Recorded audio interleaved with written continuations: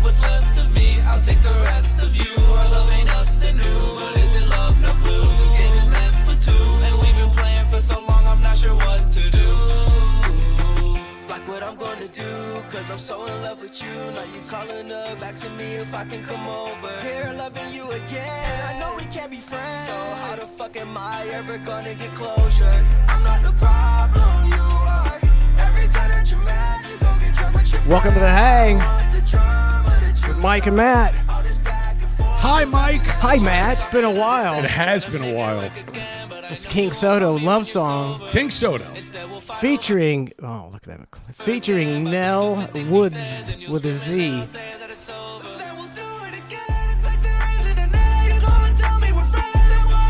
I like it. Not bad.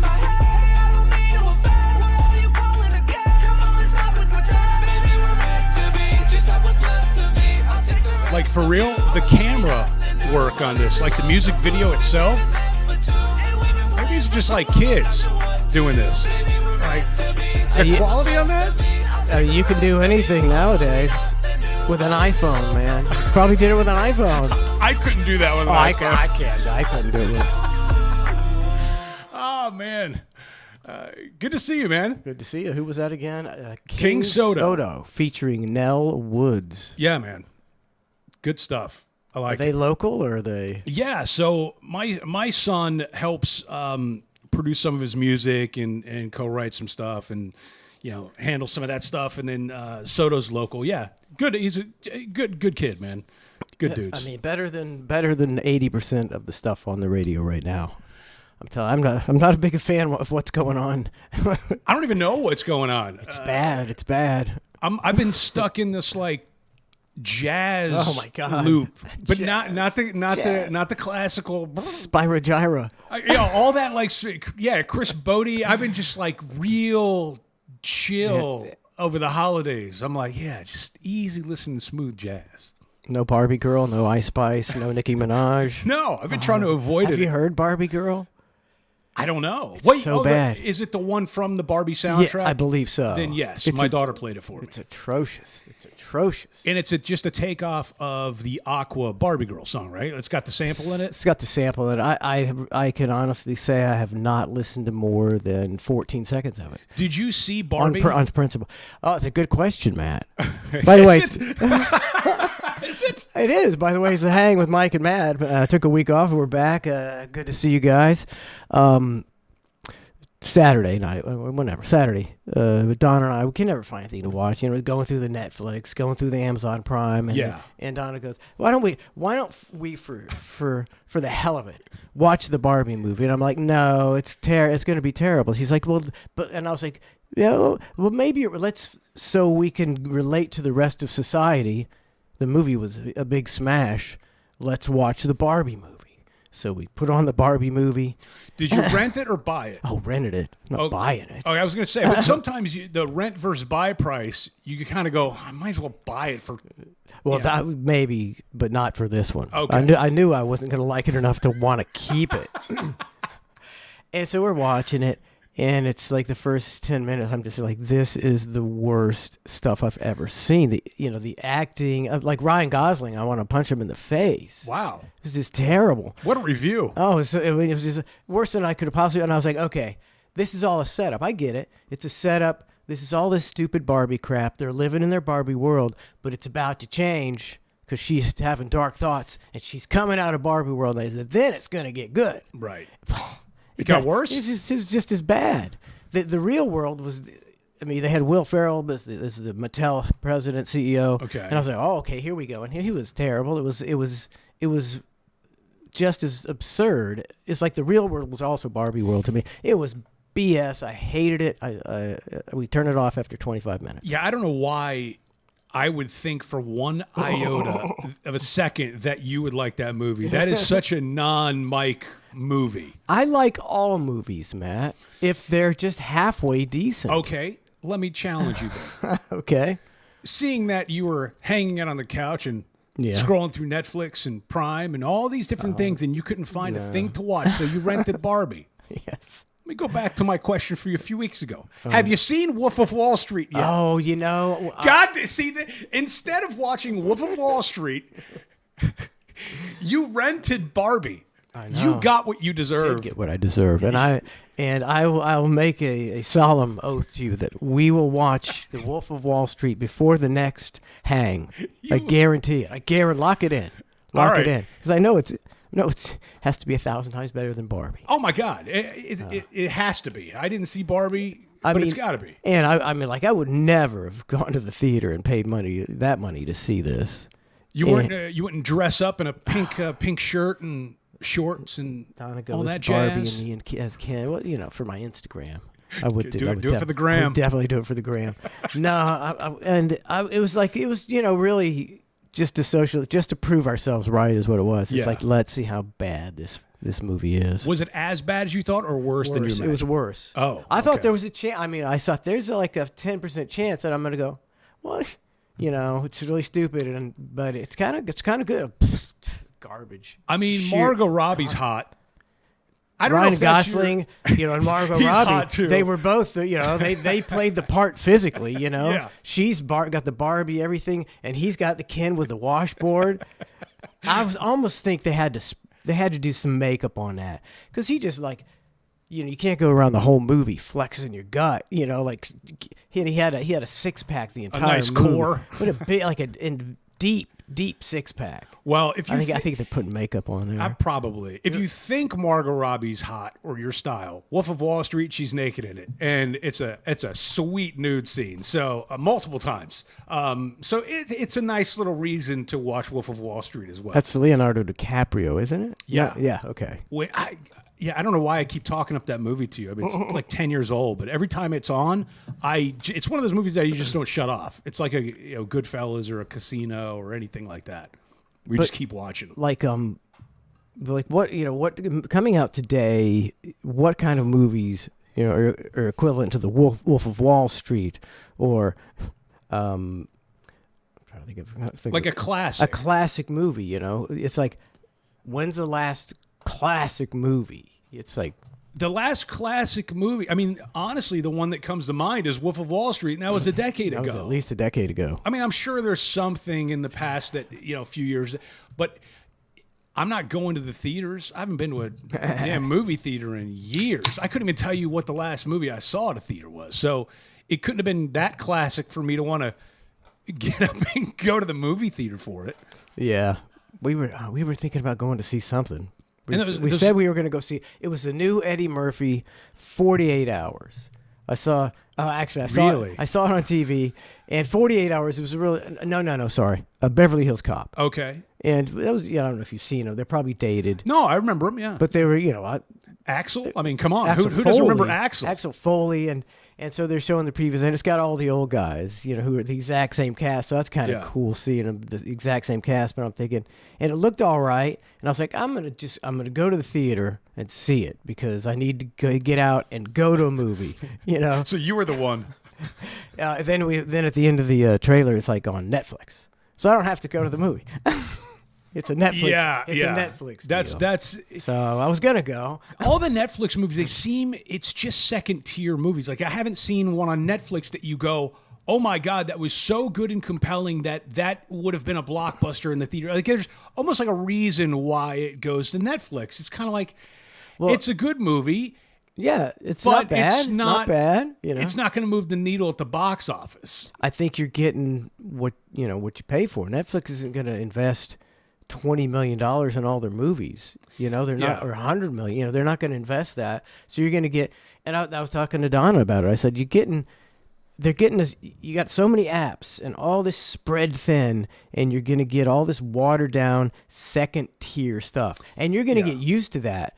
And you don't even know that there's a first tier. So when something good second tier comes on, you go, wow, that's really good. But that's only because you've been watching third and fourth tier stuff. And then and the first tier is so exclusive. Now, classics, Tropic Thunder.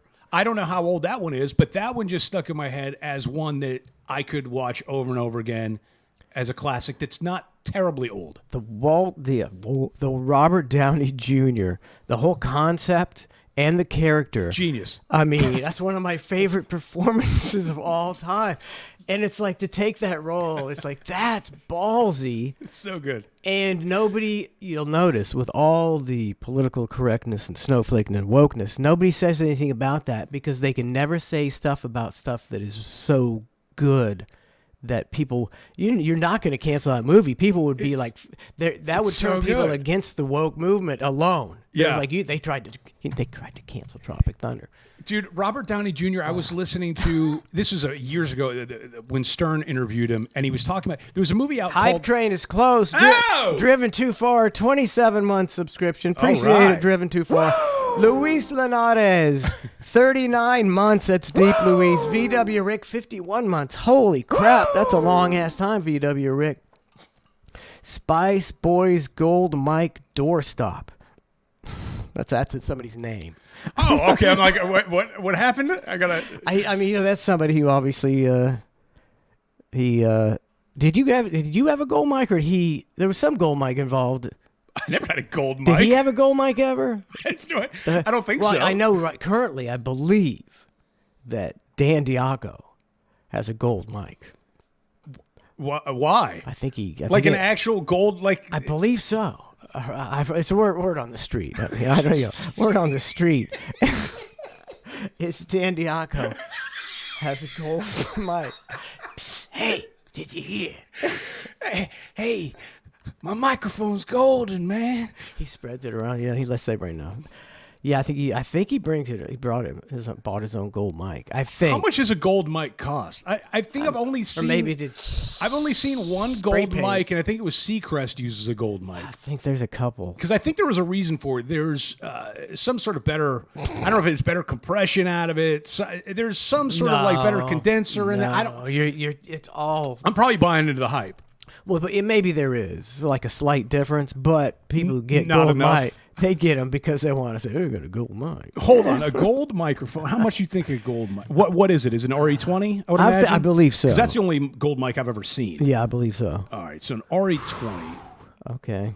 See, that's been a long time since I priced microphones, Matt. What are you thinking? But I'm going to say with inflation, RE20, the industry standard, I'm going to say $400. Dude, I don't even see a gold RE20 on here. A regular RE20 is about $400 to $450. So gold. I mean, there's other gold mics on here for like $1,200. Whatever. Yeah. Jesus gold Christ. mics. Gold mic. That would rip. I think we need to go and get gold mics. I mean, I think it's all about the show. It's all about, it's all about the image and the gimmicks. And, I think, we're trying this talent thing, and it's like stupid. You shouldn't try to be talented and funny, entertaining, engaging, and awesome. You should just get in people's faces and just throw it in there. Bright lights and woo and more. And we need more. Fuck yeah! It's the hang. Are we fucking hanging? Are we fucking hanging? Are we good or hanging? what? God, we're the best. Yeah, I think we need about 1,000 times more of that. Is what I think, buddy. Dude, hold on. I do want. Hang on, let me write a note. All right. Oh, okay, I got you. All right, don't read it. All right. Thank God it's not something that I have to keep secret. Yeah, don't even bother with that stuff. Buddy. But I mean, the thing that we've been going through with, the potential gig. That's. Yeah, there's a lot. Yeah, I mean. There's a lot to digest. It is a lot to digest. Also, I like my current lifestyle. Well, that's the thing. I'll be straight up with you. The note I just wrote him was like, "Hey, don't mention names." Like that's what you like to do. So without mentioning names and stations and all that kind of stuff. Okay. Right. Okay. I'll try real hard. There is some decisions that are going to have to be made. Like. Yeah. Fairly soon. I thought I was over these time life decisions too, It's like I thought I was over, it's a lot. It's a lot. It's an interesting proposition, right? You have to admit that. Oh, well, It's interesting. I'm telling you, like 30-year-old me jumping right in. Right?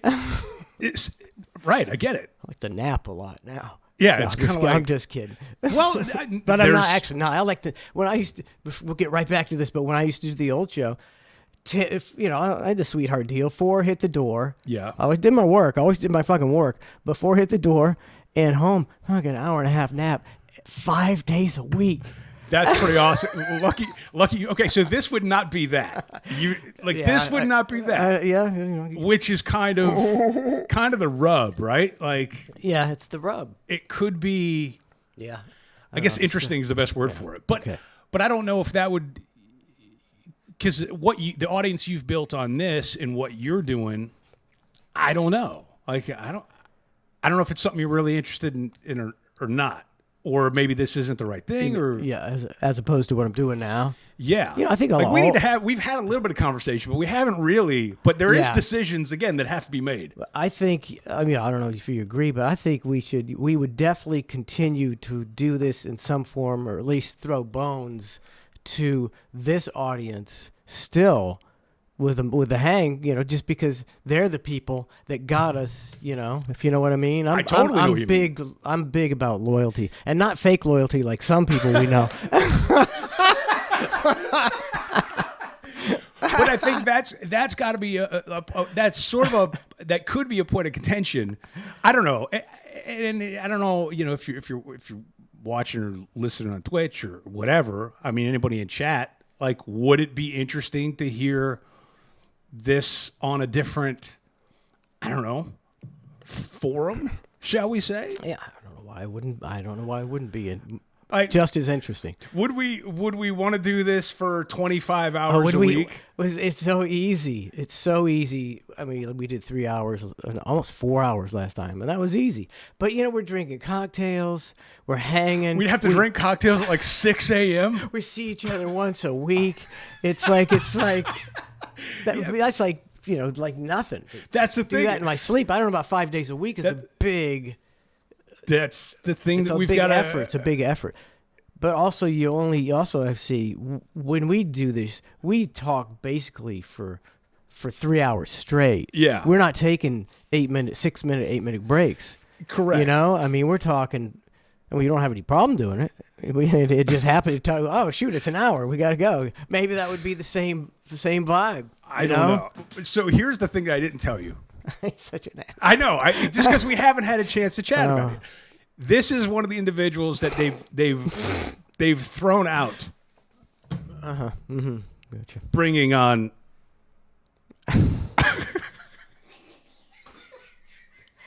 Really? Deal breaker? Possibly. Yeah, I don't know. Tough call. Oh. Anyways, that's a little deep in the weeds for this. Yeah, but it's interesting. It's kind of cool. It could be kind of cool. Yeah, I mean, even if you don't do it, but still be cool that you got the interest. Yeah, and if we don't do it, then all right. Well, we just hang. It's all good. We just hang. We just hang because we like to hang. That's what's funny about your whole approach, and to contract negotiations back in the day. And I don't even know if you want to get into this. No, go ahead. You would do the move of your deal would be up, and then, there would be no movement or whatever, and you would just go, all right, well, I guess I just won't come here anymore. And that was it. Like, there was no, at least from my perspective and other people that worked around it, it was just like, well, he's just going to leave just like that? Like, that's it? And you're like, yeah, if they're not going to pay me what I need, then I'm just not going to show up anymore. But it was such a simple negotiation. And then, of course, they had to go into bat for you. And so everybody else was kind of like working behind the scenes. So like going, we really need to get this deal done. He's a big integral part of the show. He's multiple characters. He's doing all this and parodies and bits and all these things. And I don't even know how much you knew about all the negotiations that were going on your behalf. No. That's the funniest part about it. I'd be like, did they get that contract yet, Bubba? Did you negotiate my contract for me, Bubba? Working on it. And you go, okay, well, I'm just going to go home now. Yeah. Yeah, I need to know. And then last minute, I think it always got done. It usually did. It was funny, though. Yeah, your negotiation skills are magical. But honestly, I feel like that's kind of with this thing that we're talking about. That's it. It's the same sort of thing. Like, it's, yeah. It's good when you like know, how do you put that? Like, how do you... I don't know how to say it. I don't know how to say it either. So, two guys who talk for a living. Like if you... I mean, we could, or we could not. Yeah, I don't know what the French word is for that. Anyways, it's a win-win. Yeah, it's a win-win. It's as close as I got, man. Going back to Robert Downey Jr., I apologize. Oh, dude, is that where we were? We were on Tropic Thunder. Yeah. And I was listening to Stern interview him, this is years back or whatever, Yeah. and there was a movie, it's a fantastic film, it's called The Judge. And if you've never seen The Judge, I highly recommend it. Well, it's got to be better than the Barbie It movie. is so much better. But it's Robert Downey Jr., and I can't remember the other old crotchety man's name in it. But during the Howard, and he's a really good role in this, right? He's an attorney. Like it's a really good movie. And during the interview, he's basically saying that he was wearing an earpiece the whole time during the movie, and somebody's feeding him his lines, and then he's acting them out. Forgive me, but doesn't that take away from the whole premise of... Yeah, he was just regurgitating lines as somebody who's feeding him in his earpiece. How do you do that, though? Like, I'm trying to think of... Like, if, you know... How do you, like, come up with the emotion to just... You know, if somebody feeds you a line, do you think, like, you'd have to second to digest it and figure out how you're going to read it? Okay, I don't know what's on this piece of paper. Okay. But I know that I can tell you to be angry. Right? Uh-huh. All right, Mike, you're going to be angry. And then you've got an earpiece in, and angry. I'm reading this to you. We thought Chandler had a grabber until today. We thought Chandler had a grabber until today. But now we know he overdosed on Special K. Now we know he overdosed on Special K. Matthew was high every day. Matthew was high every goddamn day. Now he went deep in a cable. I guess it's not that hard. No. You could be done with the movie in 90 minutes. Yeah, it kind of does take away. I mean, there's so, you know, I get, advancements and everything, you know, but there's some things that are just like right to do. You should want to learn your lines. Learn your lines and get into your character enough, you know, to spend a little time remembering your lines. Yeah, it kind of took away the movie. And I watched it again because it's that good of a movie. And I'm going, all right, am I going to be able to notice the earpiece or anything? No, just, you know, with creative editing and everything, you don't know any of that's going on. But the fact that it is kind of sucks. I mean, it's like a cheat code. If I was like acting in a major, motion picture in a very like emotional scene, and I got somebody talking in my ear, it's like that seemed like it would affect my performance, right? Unless you're Robert Downey Jr. and you're getting paid $20 million a film, and you're not even going to learn your lines. You're just going, somebody read them to me in my earpiece. Talk about the GOAT. He's the GOAT. That's a strong negotiation. So, see, and it was a great movie. A great movie. So his performance was amazing. Amazing. Yeah. And now it wasn't. So it was 100% that he didn't learn his lines. It wasn't that he tried to learn his lines, and that guy was there as a safety net, or was it just there because he didn't even learn his lines? It's a lot of work to learn. I feel like it's a combination. I feel like it's probably a combo. And that came straight from the horse's mouth. Right? If I'm remembering the interview correctly, yeah. Yeah, crazy stuff, man. I guess that's a talent. It's something. It's something. So how was that anyway? How was Christmas? What did you we have not celebrated Christmas yet. Well, then I apologize for texting you Merry Christmas. We're pagans. No. Berlin was out of town. You've got a satanic temple out back. Satanic temple out back. Berlin was out of town. One of the granddaughters was with baby mama. Mm-hmm. And we're like, we'll just wait a week and do it when everybody's here. Okay. Because I'm not religious at all, so it means nothing to me. So we'll have to hold it up another week. We're having Christmas this weekend. Oh, yeah, that makes sense. So everybody will be there, and yeah, that's what we're doing. Like Thanksgiving. I don't know if we talked about this or not. But like the traditional turkey for Thanksgiving and everything. Like turkey sucks. Okay, turkey sucks. Kind of does. There's a lot of other good stuff to eat besides turkey, but for some reason they shove turkey down. And on Christmas too. It's like, oh, you have to have a Yeah, turkey. I could. Yeah, it's kind of a. I mean, I get. I'm not. Tradition is fine with me. I don't mind doing some traditions. And if the tradition is eating the turkey and the stuffing, it's like Donna's a really good cook and she makes a delicious. I mean, because you smother the turkey in gravy. Exactly. And Donna has the best homemade gravy, so it's really enjoyable. But turkey is like very. There's not a compelling reason to. There's a reason Donna and I fight over the layer over top of crispy skin because that's the only good part of the bird. Oh yeah, yeah. It's like once you get done with that, it's just dry. So you got to slather in Donna's famous gravy. That sounded kind of untoward. I don't know. Donna's famous gravy, slather it up. Dude, I'll give you a sick move. When I used to go to KFC, Kentucky Fried, like literally not a sick move as in like radical. I mean like a gross thing that you'd think I was a psychopath. Okay. Like a sick move would be when I'd go to KFC, I'd get the little like 3-piece meal with a biscuit and mashed potatoes. Yeah, and then stuff. I would make what's called a skin biscuit. Now you take the biscuit, all right, then you take the fried skin off of the chicken. You wrap it around the biscuit, and then you dip it in the mashed potatoes and gravy, and you're just eating skin. Crispy fried skin. See, what you got to do is first you got to take the skin off. Take all of the skin. I mean, it's like if somebody, like an alien came down and was taking our skin off and then frying, we'd be going, these monsters. What? It looks psychopathic. But it's so good. It was delicious. Chicken skin. Don and I were like, that. Why are there no restaurants? I mean, it would be very, just skin. The House of Skin. What are you trying to? No, it's an app, buddy. Oh. Welcome to Matt's House of Skin. It's a restaurant that only serves skin. What do you like? Buffalo skin?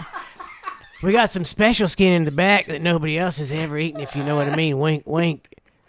Skin, like an app of deep fried chicken skin. I mean, chicken skin is the best thing on earth. It's the best thing. Deep fried chicken skin is like heavenly. And so it's, you got to pay more because you got to kill a lot of chickens just to get your skin. What a vain concept. They're like, we're going to throw away the rest of the usable bird. Like, forget all the rest of the chicken. We just want the skin, folks. It's like when they find a dead rhinoceros with just its horn cut off. It's like that. That's the whole deal.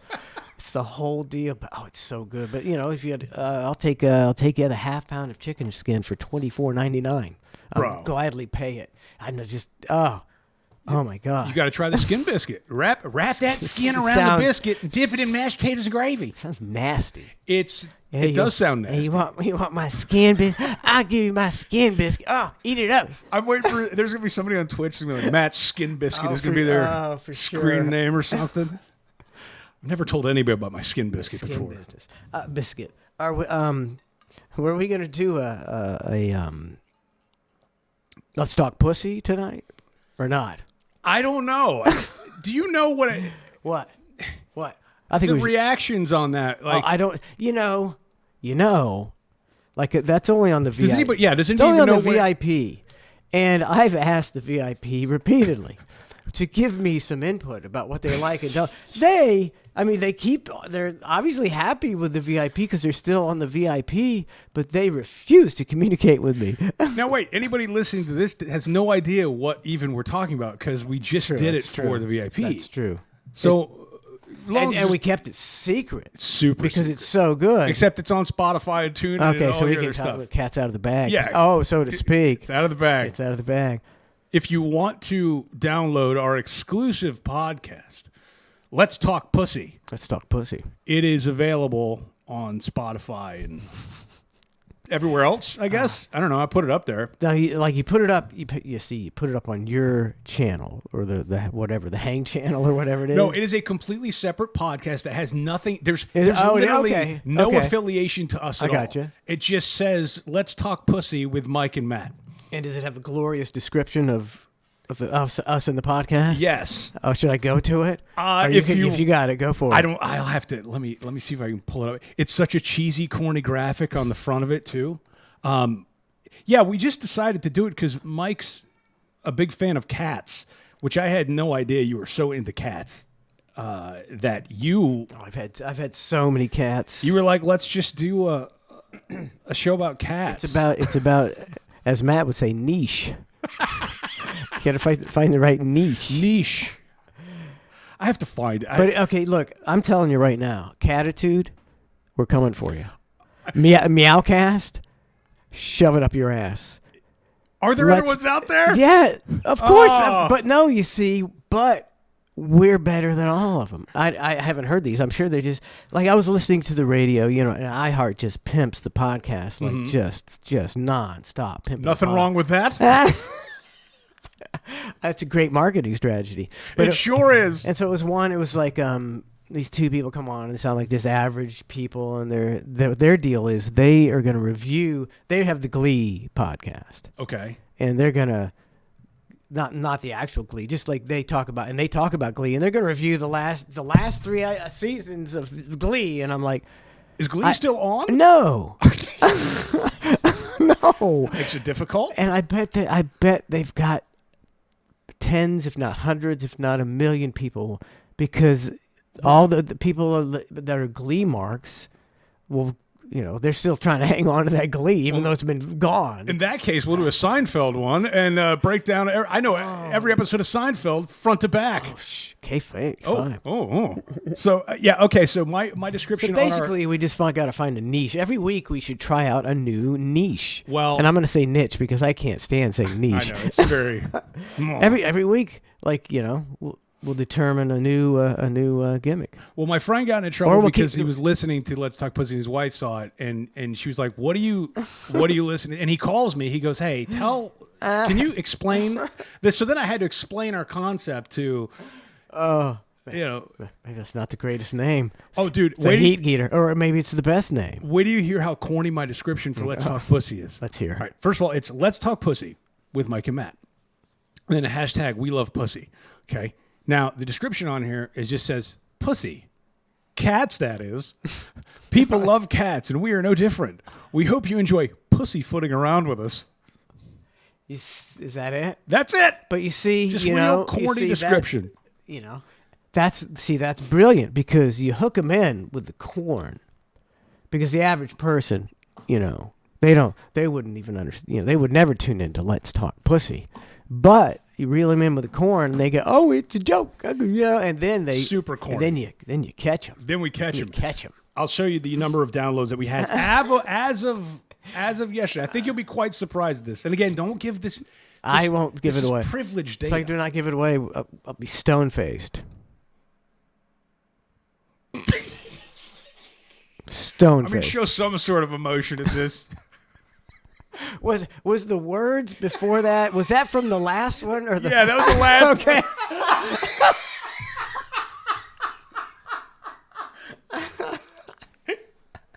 I was like, yeah, you're very. How do I? Yeah, that could be confusing. I'm. There's got to be a way to where you get in with all the people who are, like, is there a cat podcast category where you can post your podcast, something like that, or kinda. Maybe, so you can. There's there's verticals, right, and then there's sort of sub-verticals, but it's not quite that granular and defined. That was a lot of sales words there. Corporate talk. Granular. A lot of corporate talk from the old boy over here. I have no idea what any of that meant. Don't worry about it. There is, but there's not. Let's just go with that. There is, but there's not. See if that's any better of a... It's got to be. Let's say hi to some of the people on YouTube. Oh! What's up, Jared? Oh, we're live on YouTube. Cool. We're like Jeremiah Brown, the Tommy Bernhardt podcast, Steve Shanabarger, or Barger. I don't know which one. Jamie V, what's up? Steve Shanabarger. That's a good name right there. Sounds like a newscaster. Hey, Steve Shanabarger. Reporting live. There's this guy. I can't remember his name. He's on Fox, the the big Fox News, Fox National. Okay. He's like, Shepard Smith? no, but at the end he's like, Fox News. Yeah, there's certain guys that have a gimmick, and yeah. I wait for the gimmick What every am I? time, though. So here it Fox comes. News. I'm like, Yeah. here it comes. Here it comes. Yeah, there's local newscasters. I don't really find any of them appealing in the market at all anymore. I feel like they've lost a lot of the, I don't know, the vets, the good stuff.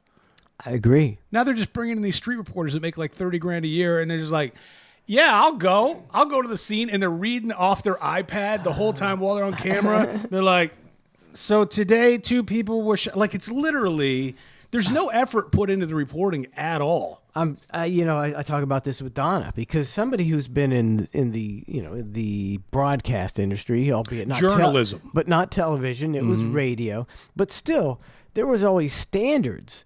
And I watch these things and I see the bad editing and I see the mistakes and I'm like, it's like, do they even have they'll play some audio, it'll be like, and you're like, if I had gone to my boss with audio like that, he'd be say, get that out of here. Yeah. It's not legible. It's not audio, but that. So the quality of everything seems to be going way down. I agree. It is weird. I mean, even if you go back in the day with like the traffic reports, right? Like the traffic guy, Gary McHenry, at the time, he would send down these traffic reports. We would record them. All right. Then we would have to put a sound effect bed underneath of a helicopter to make it seem like he was in this helicopter, mix it down, put it to cart, get it in the studio, all within like, a couple minute time frame to hit our, quarter hour commercial break or whatever. And you had to move quickly with speed, but you had to have good quality and make sure it was mixed down correctly. Because God forbid you have the traffic report in the copter, the fake copter. Is louder than the... But there was a standard there that we kind of like kept in place. But these news reports, man, they're all over the place. They're god awful. And not even just local. I mean, even some of the national news now. I'm like, now we sound you sound like a bunch of old men. Remember when the news was good and they had some quality control? It's like, quality control. Dude, the worst is watching the news on Christmas Eve and Christmas Day because it's just like all of a sudden the news cycle for some reason just stops. Like there's just no news that happens at all. It's just no news. Cats are, up for adoption and there's people giving out turkeys and it's all this half hour of feel good stuff. But it's like clearly people are still killing people on Christmas Eve and Christmas Day. Nope. But for some reason the local news is like nothing to see here. Everything's good. They don't. I guess they just kill every story because they don't want to bring people down on Christmas. Yeah, because it's the same. It's the same. There's like we were watching the news and we're like, there's like I guess it's a slow news day because this is a bunch of bullshit. Now bring on the Santa tracker, so I can see exactly when Santa's going to leave Belgium and make it here in 3 hours. Do you think kids still buy that as much as they used to be? I don't know. I tried to. I mean, my daughter, the jig is up, but I was trying to sell it to her this year. I'm like, hey, Santa tracker's on. She's like, you're Santa. Like, there's no, they're not even like the. She 10? She 10? Yeah. See, that's that. I mean, you can't fool them much past 9 or 10. No. And nowadays, I can't even imagine you could fool them at all with the internet and everything. No, exactly. But the Santa tracker, like we were talking about, I mean, to me, to us, I think that's the big lie. Right? The whole Santa, that's the original big lie. Yeah. But then the Santa tracker really takes it to another level. When the government gets when NORAD gets involved.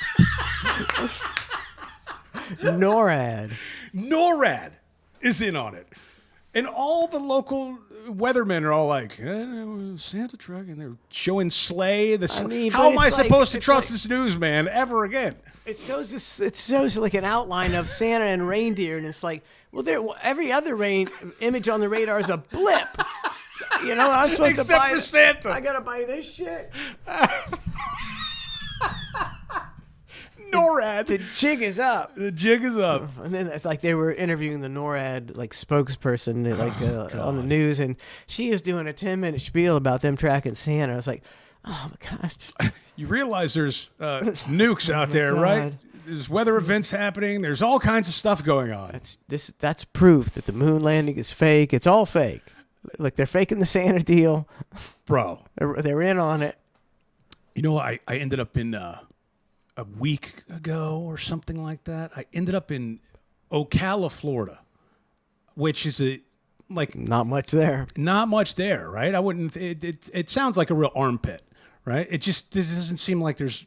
No offense to anybody that lives in Ocala, but I've never been there to be like, oh, let me go vacation in Ocala.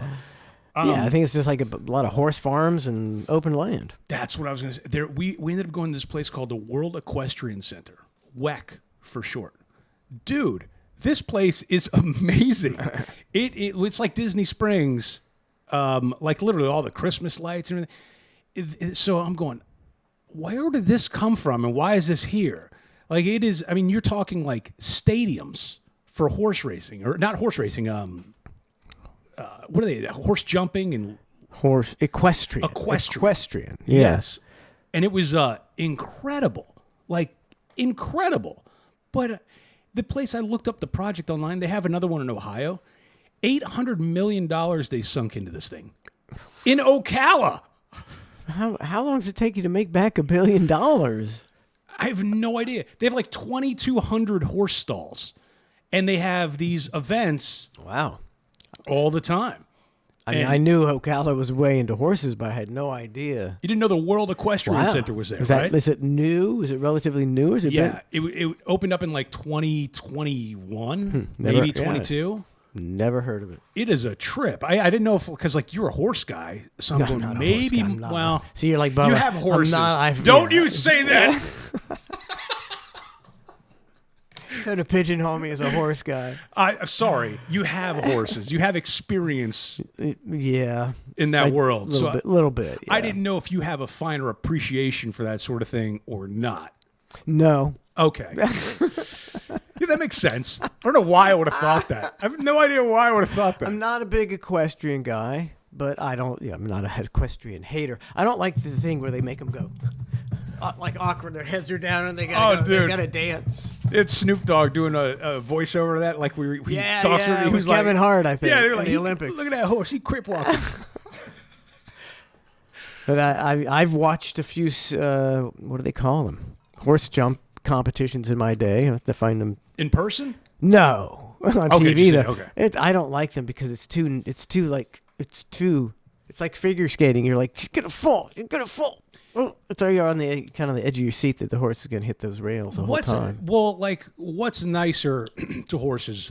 Is it the equestrian folks? I would think so. Or like the horse racing folks? Because I hear differing things on the horse racing. I can't remember which track, but if you heard about the track in California, I don't know where it is. Where like 9 of the 12 horses died or something like that over the span of like 3 weeks. But in the last like 18 to 2 months to 2 years, there's been like 23 dead horses. It's like they're dropping like flies. And it's Did they get their COVID vaccines? That's what it is. No, they got to be, shooting them up with steroids, or they got to be giving them drugs.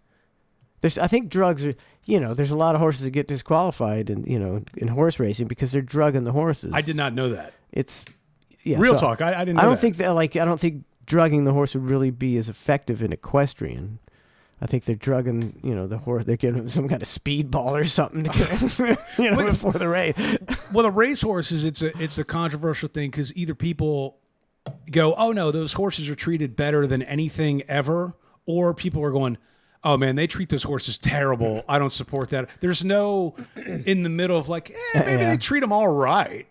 Well, I think maybe they're enjoying it. I think they treat them well. But they dope them up, too. They probably give them steroids. It's like anything else. If steroids is going to make you hit 70 home runs, it's also going to cut, 0.05 seconds off your time. Well, I wish somebody would feed me good food and shoot me up with steroids. I know. I mean, I'm not saying it's until you drop dead on the track. Oops. But other than that, other than dropping dead on the track, which a lot of them did at this play, didn't they like move a big race or shut it down or something? I think they may have shut down the whole track.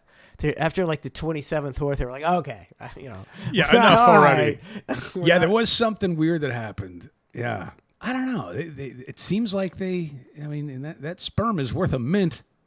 That's what I know. It is. Like- I mean, again, and like if you're, even if they aren't good to you, if you're like a top dog, when you retire, you get to roam around, do nothing, and sire.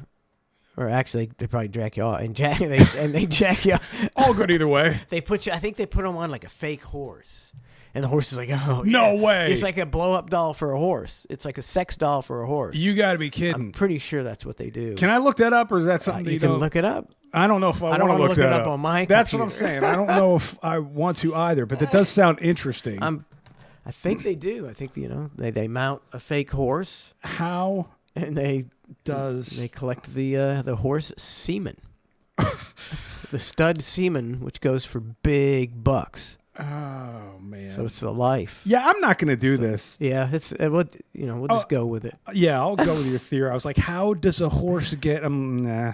Do you remember the guy who died because he let a horse bang him? It was about 10, 15 years ago. Faintly do, yeah. I mean, that horse just obliterated his insides. He was like, oh, he's like, all right, I'm ready. I've been dreaming this day for a long time. And then it was like, and then killed him. Just like, Yeah, at what point do you go, I shouldn't have started this process? I think after like the first thrust that you're like, Oh! it's like, when it was hitting your heart and you're like, oh my God. What a way to go. Well, even walking through the... Good luck trying to get a horse off a guy while, you can't get a horse off a guy. Bro, even walking through the stalls at that WEC place and you're seeing these horses, you can't help but look down. I mean, especially if you're like, one's kind of walking in front of you, you can't help. It's just natural. I mean, look, when people don't have pants on, I'm naturally going to look down. If it's like, why aren't you wearing pants? Same thing. Just naturally, like, see how big that horse dick is. It's just the way it is. Just the way it is. Just the way it is. But my God, like you said, if you're in, no way. You got, all bad. I mean, God, it's Ocala, I bet I guarantee you there's a video of that too. I don't think you do that because it might not be a one-man operation. I don't. Might you need somebody to here you've been and then here get the horse you hit I don't know if you can just go in a horse's stall and bend down and it's gonna walk up and Not a one-man band. Yeah, tough call. I don't know. Again, it's a project. Something that will just have to be us just thinking it may or may not exist and us never actually knowing. Because I ain't looking it up. Somebody, he probably got he's probably a guy who rents out his horse, dude. The horse speaking. Well, I don't know. Are you a gambling guy? I mean, I play like a little fantasy football, and I don't go to the casinos. That's it's to me it's just such a lose. If I was like somewhere and they had a casino, if that was the only thing to do, I would gamble some chump change, $50 or $100. Okay, so you need to download that Hard Rock app. Why? Because you will be able to gamble from your phone now, being in Florida. It's pretty sweet. No, I'm not going to. See, I don't. Come on. But, like, like I did, there was a bookie when the show first started. Pete had a bookie. And so we were betting football games. This is before, FanDuel and all this. So we got a bookie. And, it's like, $50 or whatever, but 10 if you lose, 10 if you win. Still he takes his vig. Right. And so I lost, a couple, and I was like $200 in, and I was like, oh. And I caught myself. I was like, okay, I'm going to bet more this week because, this is obviously these are, and I was like, oh no, I was like, I can't, I just suddenly that quit. It's like, but a normal gambling, I don't find that interesting, but betting on football, I did, so I don't do it because it's. Oh, you need to start again. Addicting. Yes, it's great. I've never done it before. I've never bet on football. I don't know. I don't really know a bookie. I've never had the opportunity to do it. It's never been legal in Florida. So I think one time I tried to look at a FanDuel or a DraftKings or something like that, but it wouldn't let you bet here because it's in Florida, right? So it just was never available. And then the Hard Rock app becomes legal. So I'm like, All right, let me check it out. My God, I'm hooked. I'm hooked. Have you been winning money? I've been winning. Oh, see. I doubled my money, and then I had a bet going on the. Oh, no, stop, man. Yeah, let You it gotta- ride. No, man. Had to let it ride. And I had a $50 bet that would have paid out $7.12. I mean, you got to take those odds, What right? are you betting on? That was what was the game on Christmas night? It was Football. Pro football? Yeah, football. Pro football. Yeah, that's all I've done. Although they've got table tennis on there, golf, everything. Matt. Come on, you got to. You can't win. I'm up. Why am I up? If I can't win, Because you're why am lucky. I up? Because you're lucky. Or I'm a skilled bettor. Or I'm lucky. It's all right. We'll follow this. We'll see. No, you know what I'm gonna do? I'm gonna tell Trace about it. Trace will do it with me. Trace will download the app and he'll gamble. He'll be a degenerate with me. He doesn't know a lot about football. No, either do I. I'm That's why literally- you're doing okay, because it's a crapshoot. That's the thing. I'm just looking at the team who like the odds are in great favor of me making money. That's all I care about. And if I lose a few bucks, then I lose. But if I win, Mike, my upside is huge. No? All right. I'll be very curious to see. I mean, you could be a professional gambler and quit all this nonsense. This lucrative. Can you imagine if you're that good, you could be a professional gambler? That would be amazing. I don't think there's a lot of them. I mean, somebody's out there making the markers on these, right? All these games, they're constantly changing them throughout the game, and they're shifting the odds. Somebody's got to do that. It's like my because I'm my nephew. One of my nephews, he does that. He's an odds maker. He's an odds maker, and I haven't talked to him in a long time, but I want to ask him. It's like, if I How was do you do that? If I was the odds maker, I mean, they have it down because they have to. Yeah. So or else they'd lose their shirt. They got it down pretty good. So I'd be like, well, why aren't you betting this? Why aren't you just betting this yourself? Do you think there's like some sort of obligation where there's some sort of restriction? I would think. Don't you think it would be a complete conflict of interest? Or who's regulating these FanDuel's odds makers? I don't think. Yeah, anybody. I mean, they would be. Yeah, I don't know, but you're right. I mean, the Pete Rose thing, that's still, to me, I'm still torn on that one, whether Pete Rose should have been allowed to gamble or not, because he says he was only betting on his team to win. And when you put it like that, you go,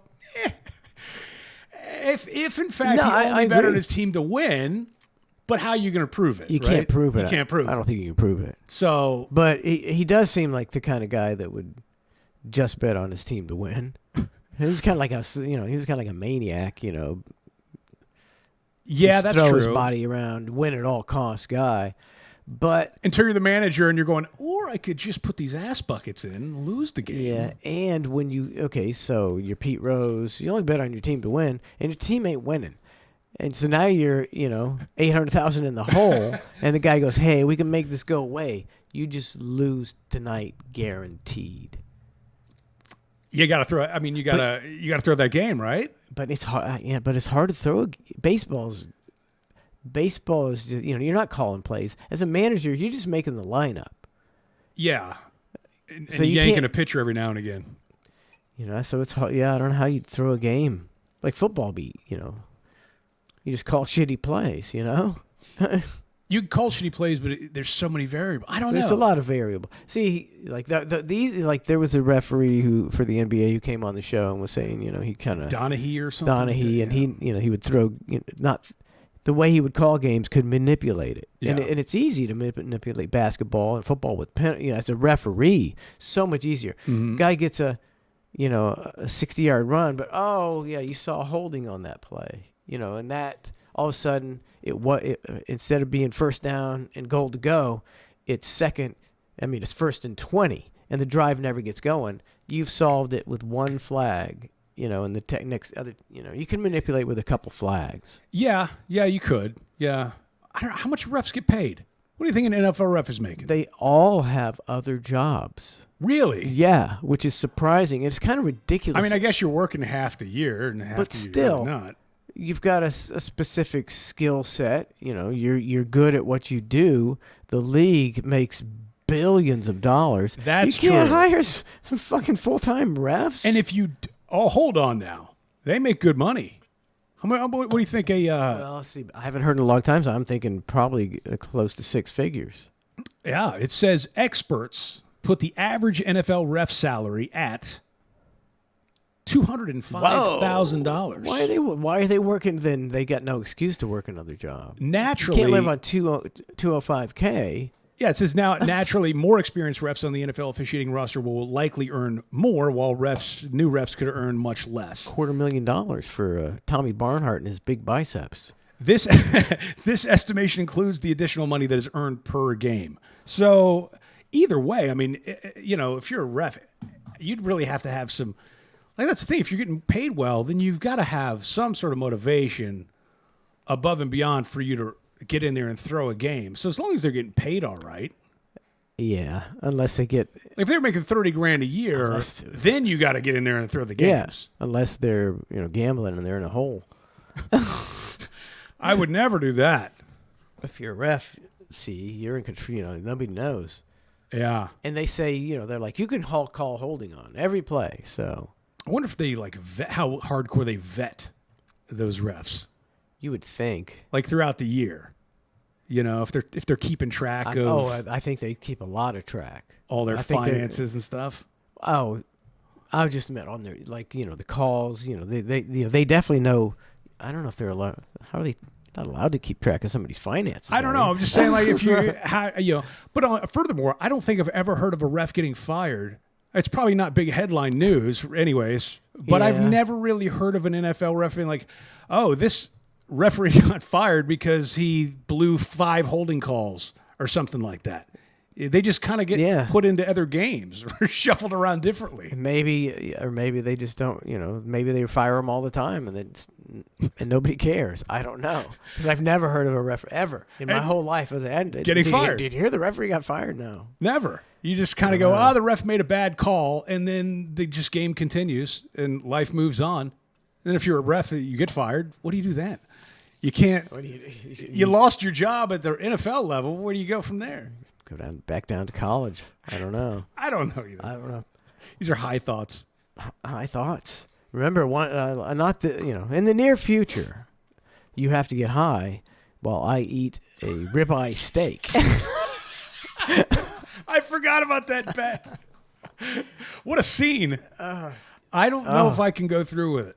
Oh, boo. Oh, well, there may be reasons. No. You're just us. I'm just a puss. A Nancy boy. Yeah. You can't get high? I'm very afraid of what will happen. But how you gonna? I got a taser. Don't worry about it. I'll subdue you. Not in a mania kind of way. I just don't know what I'm gonna do or say or how big of a dumbass I'm gonna look like. Like you. We got high. We used to get high. We got high and we went to Peta's and came up with a Brokeback Dirt Track Mountain. And you weren't out of control. You weren't saying untoward things. I know, but we're doing this with no net. We're on live. I don't want to say something that I would regret. We'll do it on the VIP, and I can. All right, now you got to delete the whole thing. That's a deal. There we go. See, that's a done deal. Yeah, we'll do that. All right, I agree with that. Fantastic. I'm in. Speaking of, I need a cocktail. What's up, Florida Outdoors? What's up, Scott Shade or Sade? Great musician. Joe Lupian. Jimmy V says he was saying something about the VIPs recorded only. I'm not talking about you VIPs chatting. I'm saying I got Facebook. I got Twitch messages, whispers. I got YouTube. I got you through the website. A dozen ways you can contact me, and not. Isn't that great though? Wouldn't you prefer that, where just nobody bothers you? I just kind of like a shout out once in a while. Hey, that was good. Thanks for that. That was entertaining. I don't know. I like the other way better, where you just put stuff up and nobody bothers you about it. They don't complain, and they're still subscribing. Jamie the Plumber. I didn't give you your shout outs last time on Twitch when you were the top cheerer for the Matt and Mike show at like 13,000. Damn, so, my bad. I didn't see it. Now, are you looking at the YouTube I'm looking comments at right yeah. now? I need to go back to Twitch. It's so confusing. You got a lot of stuff going on. Let's see, see, the first time we watched there were 14. Now there's 24. Hey. See, doubled it. Bam. See, you got to look at that. You got to look at that. Doubled. The growth Double. in the numbers is Exponential growth, Matt. insanity. Exponential growth.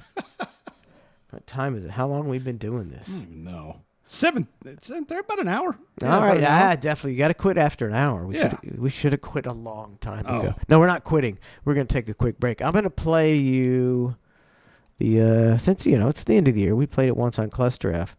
The Springsteen I did after I was fired, and we'll be right back with more of the hang. Let me find it. Be under S. I haven't played it in a couple of years, and it's pretty funny. Actually. I don't think I've ever heard this one. And then I'll play later. Maybe we can listen to it. We'll listen to the other one I did. It was this one's only 4.5 minutes. The other one's 8 minutes. Talking. I'm like so. The normal Springsteen. An 8-minute bit is just for revenge. That's just a revenge. Pretty much. The normal Springsteens were pretty harsh. Yeah, they were. It was like it kind of. There's pressure on me to make it funny and harsh. Yes. Because everybody's like, oh, the Springsteen. Oh. Yeah, people would get nervous when it was Springsteen time. And people would be nicer to you also, myself included. I'd be like, hey, man, you want a cookie? Like, I brought these cookies in. You like hoping to get a little reprieve. And then you would just be harsh as everyone. I just gave that dude cookies. And he still did me. I will actually admit that I kind of took it easy on you. I completely disagree. I couldn't disagree more. I got in so much shit from my ex-girlfriend over one of the ones that you did because you threw the Akira thing in there. Oh, okay, never mind. I didn't. I didn't take it easy. Oh, bro, you thought you took it easy but you don't know the heat I was getting at the house. But I kind of took it easy on you. What's going on? I got completely disagree. I couldn't disagree accident. more. My bad.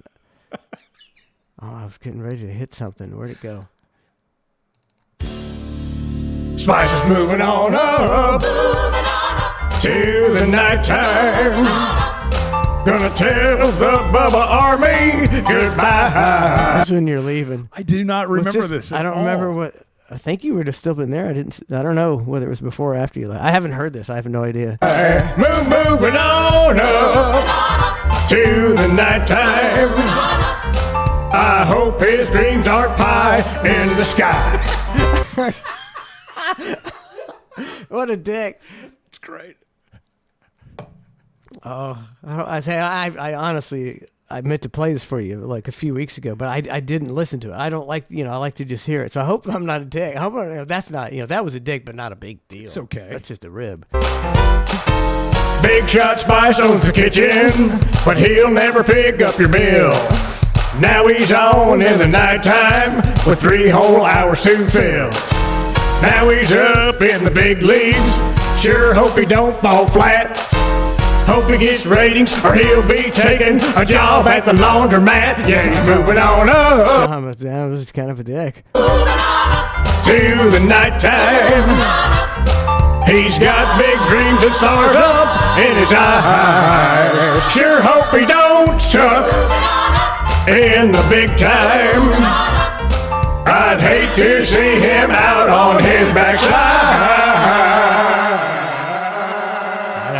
I don't even remember that. I don't either. Very good I don't stuff. remember whether you were there still or out. I can't remember how long it was. Like how long were you there when we knew you were leaving? Like a week, I think. Oh, okay. So it was pretty quick. Yeah, because they needed an answer for me to make a decision because otherwise they would have to find another option, right? So yeah, I I'd waited till like the last minute and finally was like, okay. And then of course Bean helped work my deal. Yeah, okay, sure. Yeah. For free. Free. Don't get me started. I'm like Tom. Fucking undercut that bitch. He's looking for the opportunity. Okay, lowball him. I don't even Lowball want him, to Tom. get into it. I don't even want to get into it. I don't. Oh. I mean, I do, but I don't. All righty. Thanks for tuning in to Mike and Matt. We're not. Oh wait, leaving. that's it. Oh, No, okay. we're just gonna go get new cocktails. Oh, okay. I gotta great. pee, and we gotta get new cocktails. Perfect. And here's a Springsteen 2019. We'll be right back.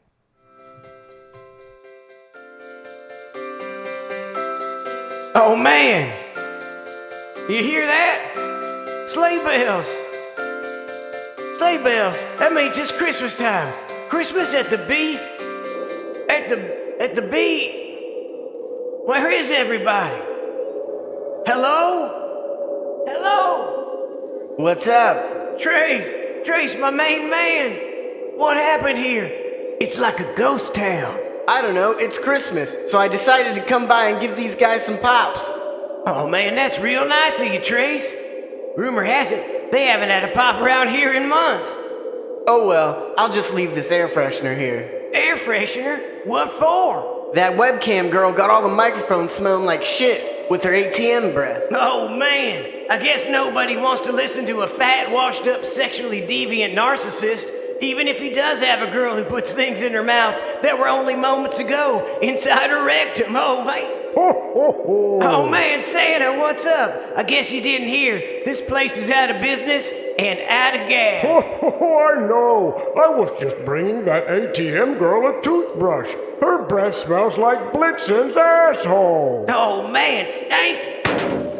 What the hell? What is that? Ned, brother, what are you doing here? Well, I was gonna go dumpster diving, but there's nothing in here but 2 dead goats. 2 dead goats? Yep, 2 murdered goats thrown away like so much trash. And some kind of electronic devices that look like they were used to, I don't know, cheat on the Nielsen ratings or something. Ned, what do you want for Christmas? I don't know. Can I have these 2 goats? I guess so. Can I fuck them? Oh man, they were fucked as soon as they came to this shithole, Ned. Go ahead. Oh, good one. Hey Santa, can I get some presents? Trace, of course. Oh man, he's digging deeper than Hulk Hogan in his best friend's wife's snack. Here you go, Trace. It's just a phone number. It's my lawyer. He specializes in cases where your asshole employer assaults you with a deadly weapon. Like a blow dart? A blow dart? That won't even go to trial. Buy me a kilo of medical with your winnings. Thank you, Santa. Oh man, it's Manson. Manson, what are you doing here? I come here every Christmas and I lay a wreath at the grave of the best radio show ever. Oh man, you must be talking about Clusterfuck. That show's the fucking bomb. I prefer Ned After Daybreak. Don't forget Outlandish Radio with Trace and Joe. Damn it, I gotta go. Scott Farrell's been fucking stalking me for weeks. Man, Tell him I wasn't tell here. the story. I'm just a huge fan. Gotta go, Scott. He's the king. See you, Manson. Oh well, Santa, I guess there's no reason to hang around here. But what do I do with these? What are they? Well, let me see. There's low-watt AM stations, low-coverage AMs, FM repeaters, pay for PlayStations. Oh man, that's okay, Santa. They've already got plenty of those. Oh man, it's Donna. Donna, what are you doing here? She came to fuck me. I hear she likes repulsive fat slobs whose pubic fat pads make their penises look 2 inches long. Fake news, Santa. Don't believe everything you hear on radio stations that cover 1/20th of Orlando. I'm a one-man woman. Now hit the music. This place is depressing as shit. I've got $20 and a magic butter machine. That'll get you a handy. Oh, you hear that, Santa? A handy from Donna. What? What do you want, Santa? Oh, Santa says he'll throw in a firehouse sub for Roadhead in his slang. What was that, Donna? Whoa. Oh, man. Donna says you can put it in her ass for a firehouse sub. It's a deal. Merry Christmas. Merry Christmas.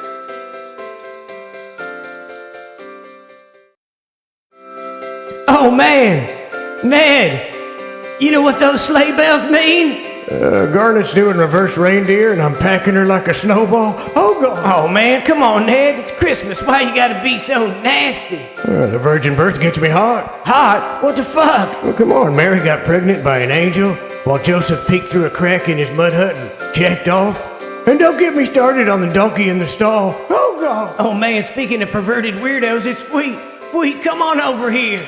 Oh, man, you tough to buy for, Fweet. Let's see what we got here. Oh, boy, it's a couple of PPMs or people meters. You know, the things that you use to cheat on the ratings because deep down you don't believe in yourself, so you have to cheat and lie. Oh, this went into the second one. I thought I was getting ready to do the introduction music. That's stiff. That's it. This is I think the intro to this one is really stiff. So let's go ahead and start from square one.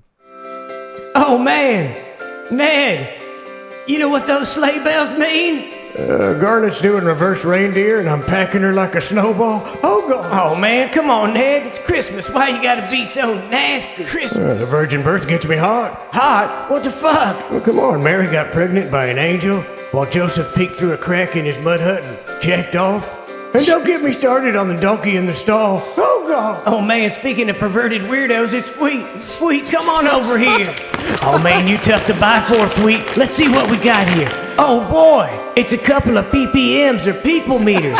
You know, the things that you use to cheat on the ratings because deep down you don't believe in yourself, so you have to cheat and lie constantly, even when it's not necessary. So Oh, that's pretty good psychoanalysis. Is right this there. while you were working there, or is this after you? No, this is Okay. This is after. Okay. As you can see, Just making sure. I mean, it would have been pretty close to this anyway, but I think I turned up the heat a little bit on this. I psychoanalyze him. You don't believe in yourself? You gotta lie and cheat. Guess you already got a couple of those, huh? Hey, wait, let's check for something else. Oh man, look at this. A complete home film studio where you can record that next stripper/beard you call a girlfriend having sex with a cable guy. And we're not done. Slash beard. An industrial DVD burner so you can have a bunch of hard copies haphazardly lying around for people to stumble upon. Almost like you wanted people to find them. Oh man, we gotta get something. Let's see what we got here, Fweet. Oh, looky here. How about a couple of brand new co-hosts? Yeah, man, you're gonna love it. You can put them over like $1 million on the air and then create troll accounts and talk mad shit about them behind their backs because you secretly hate them. But you can't say it because you can't afford to lose another co-host after your brilliant move to hire a webcam size queen totally backfired. So you lay it on thick in front of them, but behind their backs, you're trashing them like a motherfucker. Just like you used to say 25 was your boy, and then call them a racial slur I can't even repeat here at the North Pole. Oh, it's a show. I mean, you probably see. I only had individual experiences. I'm sure you had the same experiences where you'd be in the kitchen and go, "That dumb, bah, bah, oh my god, that stupid, bah, bah. Stupid, bah, bah." Stories for another time. Yeah, exactly. What was right before that? I forget. Web Queen. It was right before that. I'm sorry, I got to go back. There, and then create troll accounts and talk. Oh, he did that shit. Did what? I'm so stupid. He would create accounts and talk bad about you on social media during the show. I was always like, you need to not. Why do you have your phone in here? You're hosting a show. You don't need all these people Gary Coxing you while you're on the air. You need, and he always had his phone in there. It's like, oh, because he's trolling everybody behind their backs live on the show. That's definitely what he was doing. Wow. Tuttle, do a podcast, and he'll trash your co-host and say all those hateful things you want to say about them. He did that. That was after you left, and then Tuttle left, and then I left, and then he would have Tuttle do a YouTube deal and talk about his current co-host, because he'd use people like that as a mouthpiece. Yeah. To say what he wanted to say but couldn't say. So he's always had somebody who could speak his mind for him, or he would do it himself anonymously. That's a weird thing to do. Fucking, that's fucked up. That's fucked up. But don't have the balls. Oh man, that's a good one, Santa. Maybe throw in some fake emails telling himself how fucking cool he is. Oh, I got one. It's a set of 1,000. The fake emails. Every day. Which synthetic, James from Brandon, which synthetic motor oil would you recommend for my 1998 Honda? There's only one motor oil. Come on, bro. Not even believable. Enough. Not even believable. Ridiculous. Poor me, I'm the victim cards. He'll use those in a week. Oh man, this is too easy. I can't stop. This guy's a joke. Okay, come on, Santa, it's Christmas. Maybe we should be nice. Let's get serious, Santa. How about this one? I got the home edition of Who Wants to Be a Millionaire? And then blow it all by being a complete idiot. I can't stop, Santa. Help me. I know, Sweet. How about we send all your bosses boxes of chocolate dicks and a note telling them to fuck off? New from Hasbro. It's the lifelike Burn Your Bridges playset. How about we give I just laid it on. him some prosthetic toes since he shot himself in the... Prosthetic toes since he shot himself in. Prosthetic toes.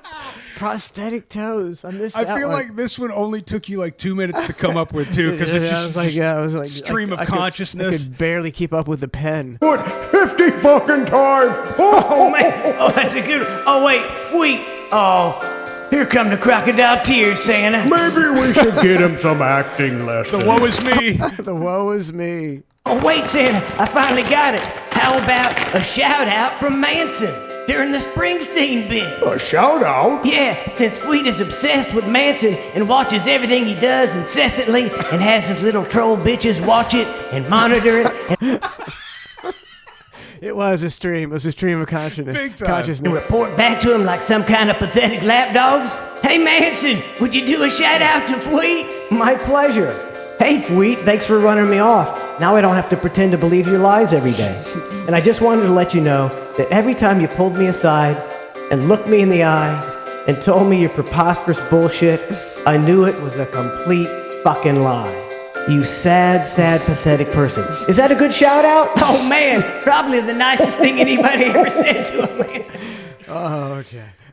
You know, you never did stoop to the level of putting yourself on Cameo, did you?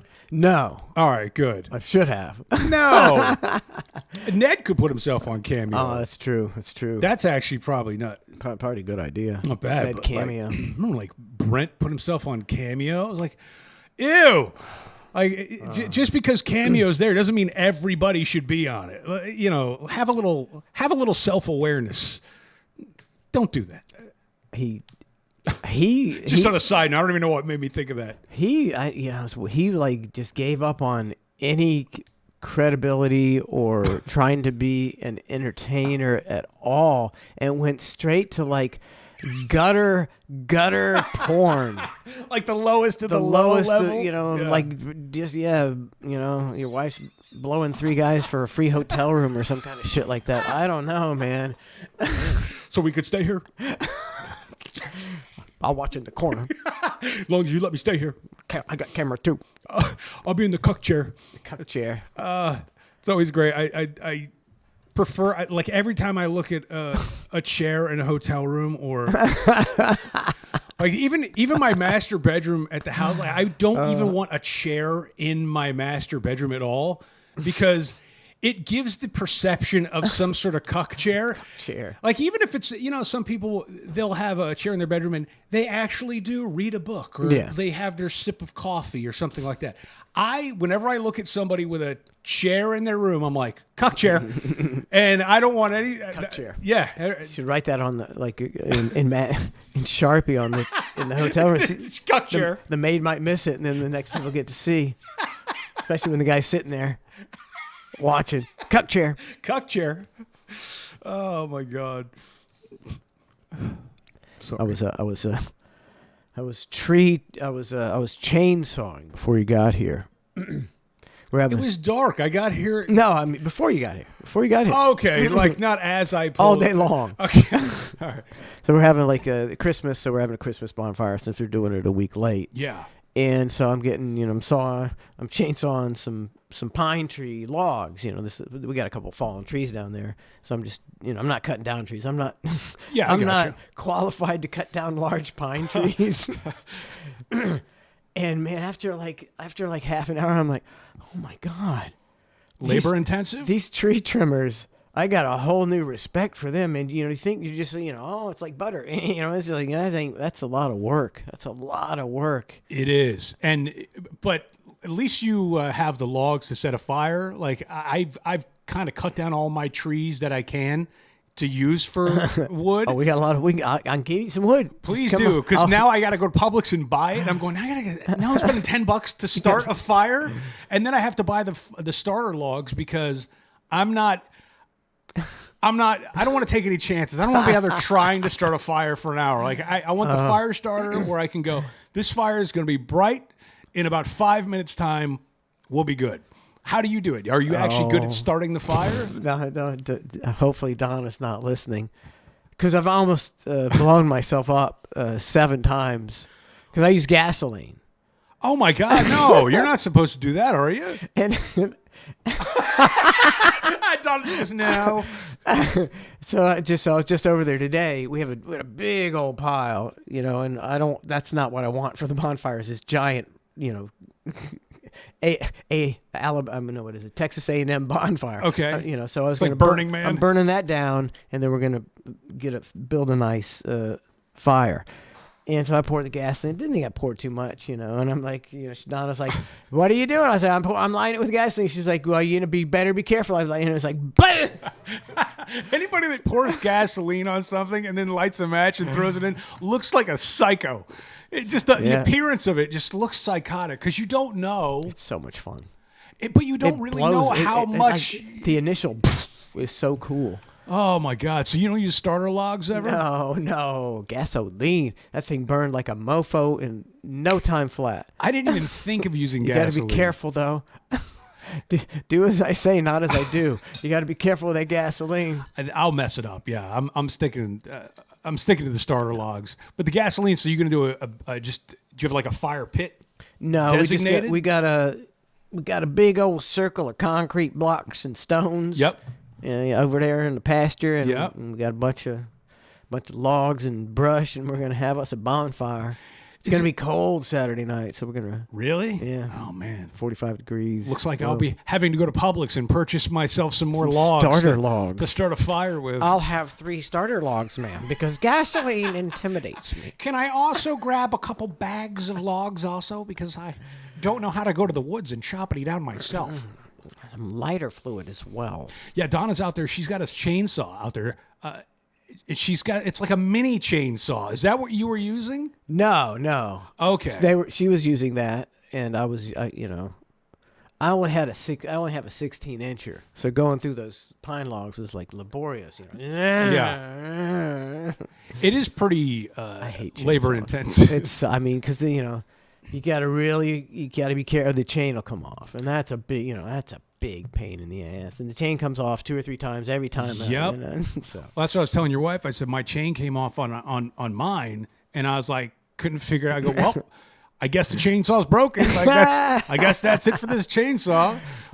I can put the chain back on, but when like today the chain come off fine. After like 45 minutes came off, I went, well, that's enough logs.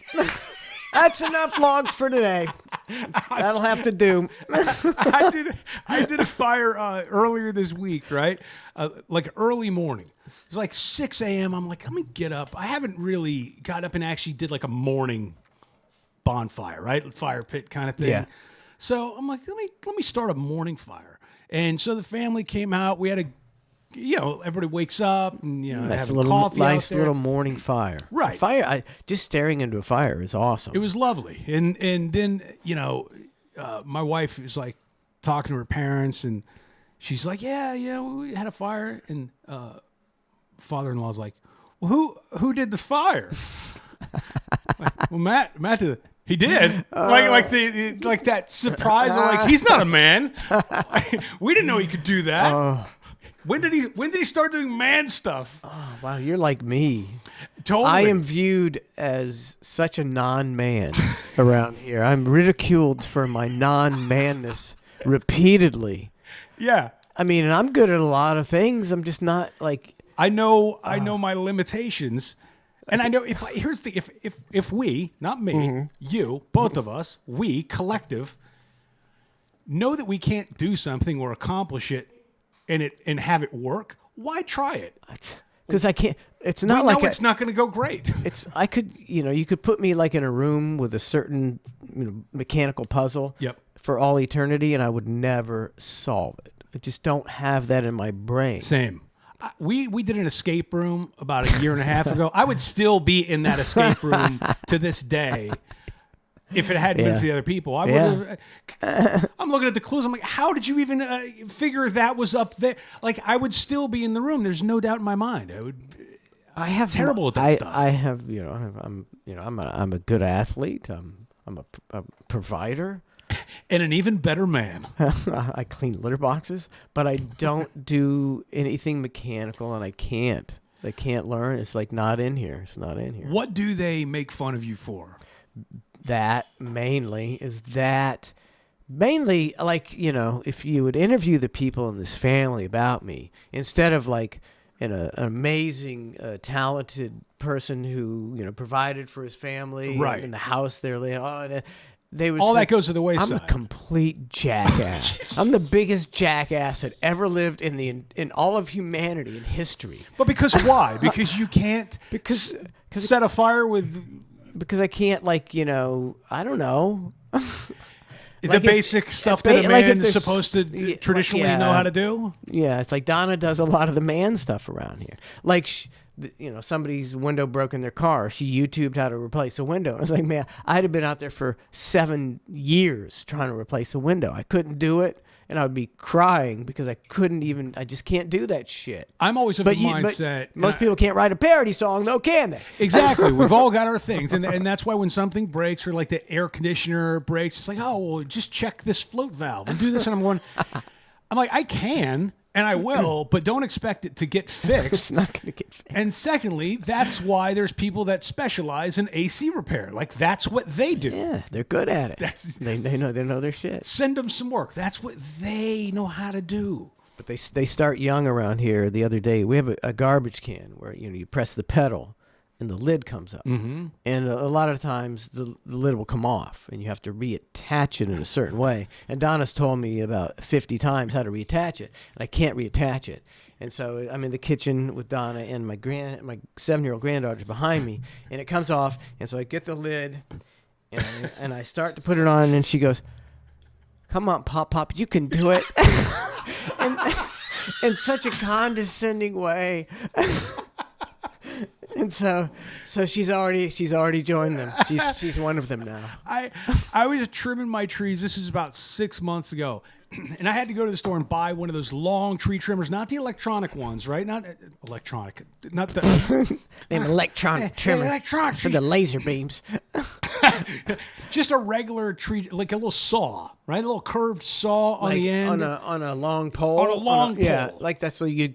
Like a sickle. You trim the palm fronds off with. Exactly. Yeah. So there I am. I'm trimming palm frond. I call it Trim Fest because about twice a year I have to spend about 2 weeks. Oh, that's a lot of trimming. It's a lot of trimming, but it's cheaper for me to attempt to do it myself. So it's just affectionately called Trim Fest. So there I am. I'm trimming. I'm doing all right. I'm like, oh, this is pretty great. I'm moving along. And then I get a really high one, and the thing gets stuck. I tried a thick log up there, like a thick branch, and the thing got stuck, and it's hanging there. And I'm like, well, that's it for this. My day's cut short. See, and it hung there like overnight before I had to go like get a big ladder and then try to reach up and then I was gonna swing it out. I would have just doused it in gasoline and set it on fire. The sickle never existed.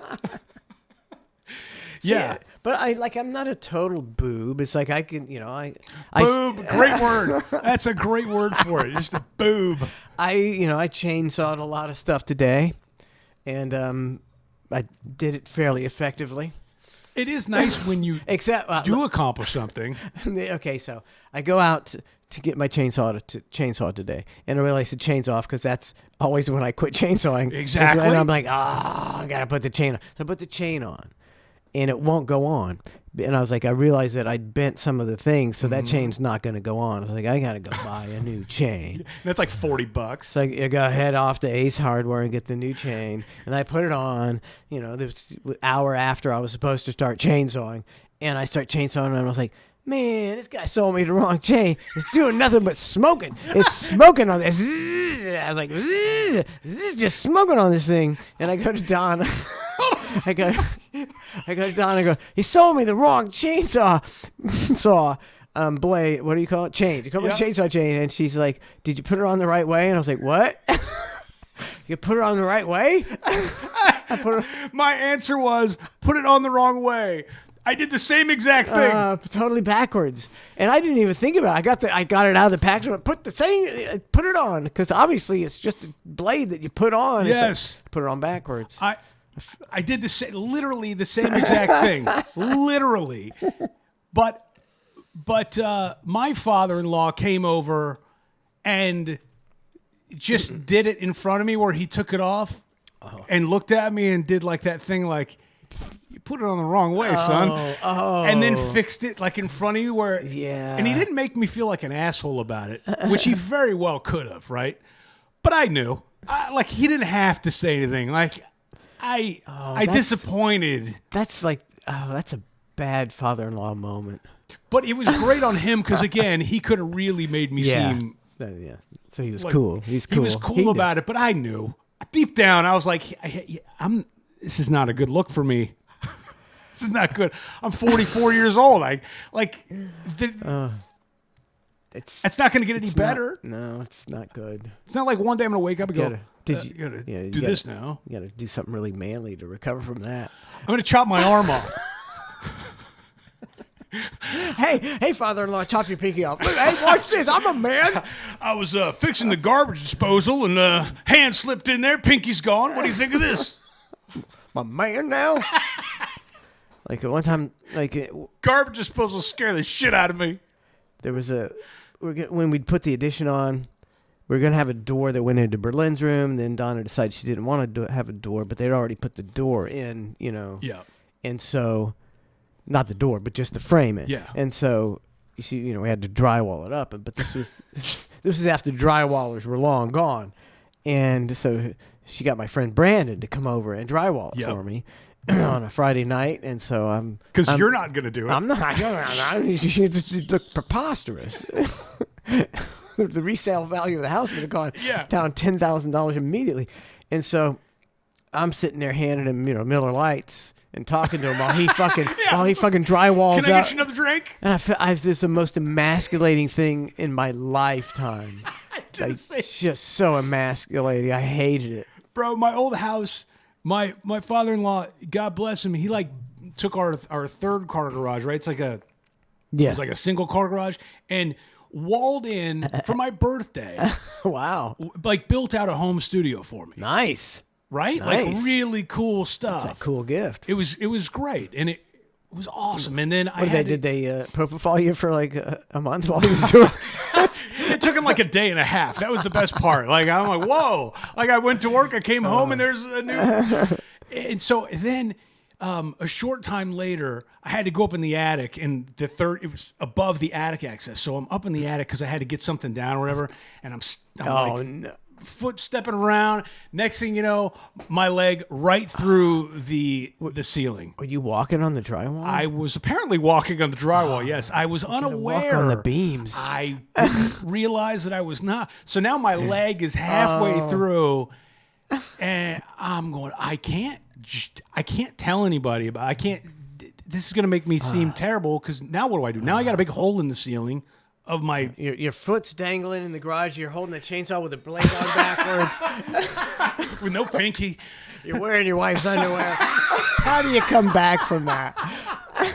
I'll tell you what I did. I had all this soundproofing in my studio, and I took a couple pieces and I glued it to the ceiling to cover up the hole in the ceiling. Do what you got to do. Because I was like, I don't have the heart to tell anybody this. It's soundproofing. Yeah, I'm like, it's just there. It's bouncing off the wall, so you need to soundproof it a little bit. Yeah, not I totally respect everybody that knows a trade. Completely, Oh 110%. Anybody that knows a trade, they to me are way cooler than any attorney, any architect, most professions. A tradesman is like a god to me. It's like, there's like someone who can do stuff like that. Like when we put on the edition, like the carpenter, is that what they call him? The carpenter, the guy who was it's like the things he did. I act like I know, but I don't know. Yeah, carpenter. The things he did. It's like, man, that's art. That's a talent, but it's not regarded as a talent. Exactly. And it's like, it's ridiculous that it's not regarded as just as valuable. Like being a comedian is a talent. There's a form of genius in, like, you can be a mechanical genius. You can be, an artistic genius. You can be a comedic genius, but they're not really a lot of times regarded, nobody, when you're growing up, it's not. It's completely true. It's not looked at as favorable. And then like, even down to landscapers. Like you look at some of this, a couple houses got built close to us and we're watching all this stuff go down, all the construction and everything. And then they put the landscaping in. And it looks like $1 million now, like just from what they did with the landscaping. And I'm going, somebody still had to map that out. There's a lot of stuff that goes in it. Like people just go, oh, landscaping, like whatever. It's like, no, there's an art to that. Like that's no different than any other art. At least that's my opinion. If someone came to you, probably you or I, and they said, here is $75,000, go to the nursery and make this lawn look spectacular, it would look ridiculous when I was done. I had no idea what I was doing. I would not be able to, and we could pick out some stuff. I'd say there's some pretty plants. I don't know how to arrange them to make it look like wow, because you drive by some lawns and you're like, wow. Yeah. Wow. I mean, I'm not that guy. I got dollar weeds. It's my wow. I don't care. I don't care about my lawn, but I can appreciate somebody who's got a nice lawn and go, wow, that landscaping is spectacular. Yeah, I couldn't do it though. Same. Couldn't do it. And like learning about like the seasonality of the plants and why this one should go here because this one's going to get sun and the sun comes from here and all the stuff that I wouldn't even think of. All my shit would be dead within like 6 months. There's many forms of genius, and then I think society should. I'm trying to think of other gene, but there's we put these certain folks on pedestals in life, and you don't really know why. It's maybe because there's a few million people that are plumbers out there, and there's only, a couple thousand that are football players or whatever. But that's all. What's the difference? If they were to really make plumbing a sport, right? I'm surprised they don't have a plumb off, like a big real plumbing competition. Like if they were really like take it seriously. I mean, look, that's the made new slapping the people. new reality show, the plumb off. It's like if fixing that pipe as fast. They can make it. You can make that entertaining. And, yeah, anything you hype up enough and build something around. Look at that Lego show. I don't watch it, but I've definitely seen the promos for the Lego show, and it's like, so they can make Legos prime time entertainment. I'm sure they could do plumbing. Absolutely. And then, but really, you could make the argument that there's something there.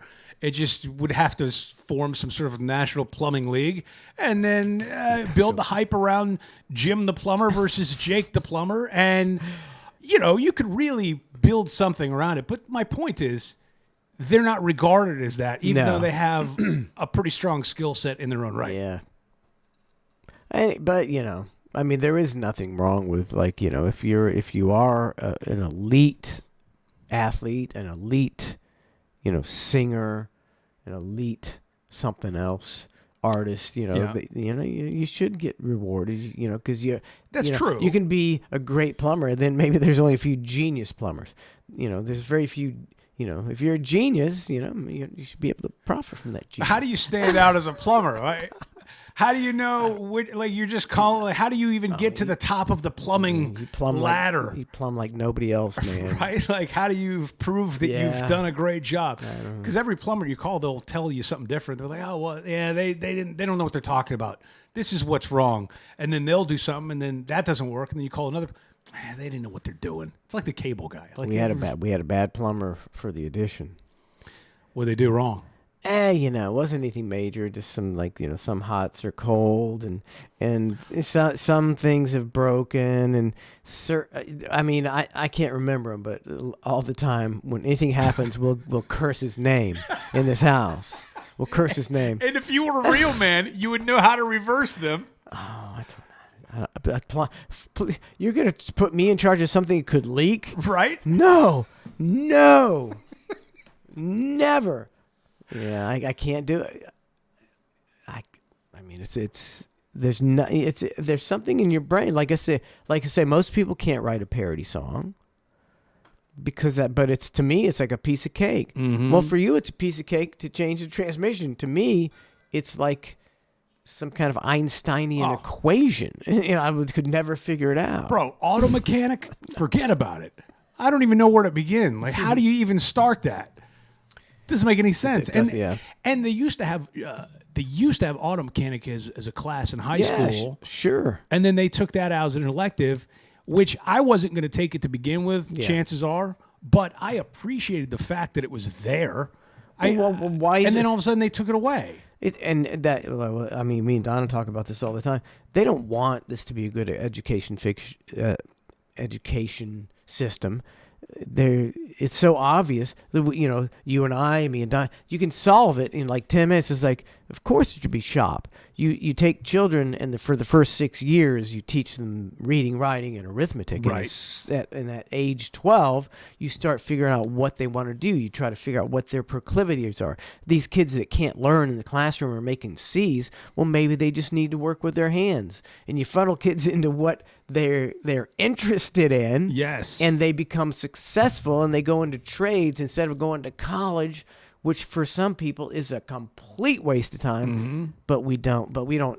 So how obvious is that? And we don't try to solve it. We don't try at all. And we never teach financial literacy. I know it's a topic that's hot right now, and a lot of people discuss it and everything. We still ain't teaching Jesus it. Christ, it really is a skill set that you need, and then but instead they don't teach you anything, and then they talk you into becoming in debt from taking out student loans that you will never repay, that you will never be able to get off your balance sheet essentially, and you're like toast before you even start. Like you're done before you even began, and that sucks. And it's not a byproduct. This was intentional. Oh yeah, it's like you'll get your $30,000 student loan for the year, and then you'll walk to registration and be hit by 17 credit card booths giving you a free a credit card that you can jack up because you don't have any money. And it's like I can't even imagine like starting out life in debt like $60,000 or $70,000 as a 23-year-old. I would never recover from that. Yeah, you can't. You're when you're just starting out and they're just putting this big debt over your head. I don't know how you ever recover from that. And then even like your books you have to buy at the bookstore. Oh, it's obscene. Like it's what obscene. are you doing here? I don't know. I mean, it's a proven racket. Nothing ever happens to things that are a racket. But when I was going to college, it was like. My tuition was like $300 for a semester, and it increased by 800% for no reason. There wasn't 800% inflation. Yeah. College tuition increased by 800% because they could, and it turned into a racket and a rape job for millennials. Well, sorry you got duped, but you got duped. I can't for the life of me understand the idea behind a tenured professor. It doesn't make any sense to me, and I don't even know necessarily what it takes to become tenured in that. I just know that you're supposed to be there for a long time and blah, blah, blah. And then all of a sudden, once you're there for a long time, you can just kind of like fuck off and do whatever you want, and nobody can fire you, more or less, is what I gather. Kind of the way it is. I mean, you kind of have to be a real dick. It's almost impossible to fire a tenured professor. Which, in what line of work...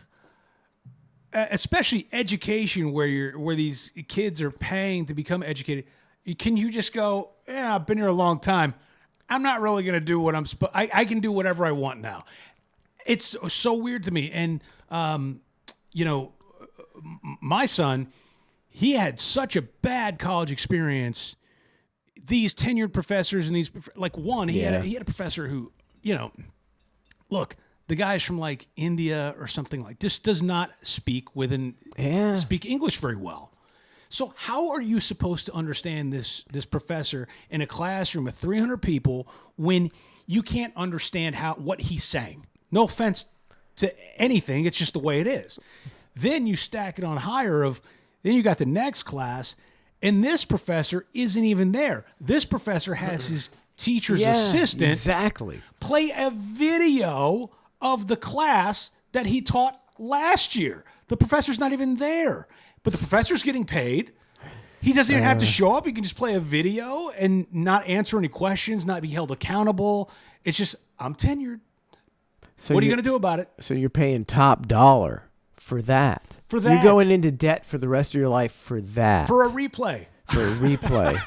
It seems insane to me. And I get it, you know, like the premise of tenure is you know, fine. It's like you've been a professor for whatever 10, 20 years, whatever it takes to get to 20 years to get 20.